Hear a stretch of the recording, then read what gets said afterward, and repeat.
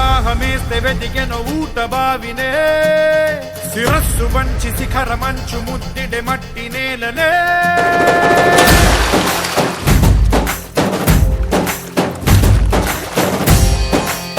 మైకో seed వాడే ప్రతి రైతుని ఆలోచనలో పడేసిన ఇతరంగా ఈ 3204 చెప్పుకోవచ్చు.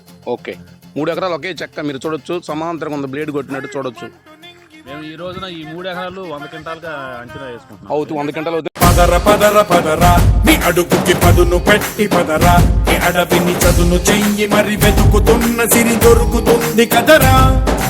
పదర పదర పదరా ఇప్పుడమిని అడిగి చూడు పదరా ఈ గెలుపను మలుపు ఎక్కడను ప్రశ్నలన్నిటికీ సమాధానమిదిరా. ఉంటాయి, గుండు శాతం చాలా తక్కువ, బద్ద శాతం ఎక్కువ. బద్ద కూడా తోక రాదండి, బద్ద తోక రాదు, ఎక్కువ పర్సెంట్ బద్ద చివరి దాకా కూడా సమానత్వంగా కనపడింది.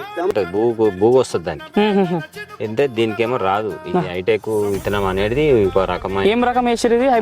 హైటెక్.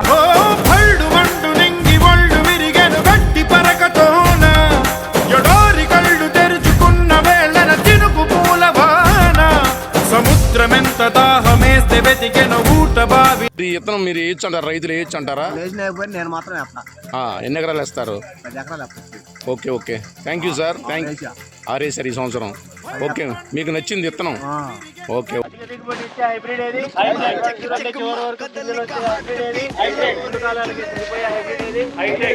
ప్రతి ఒక్క రైతుకి నమ్మకమైన హైబ్రిడ్.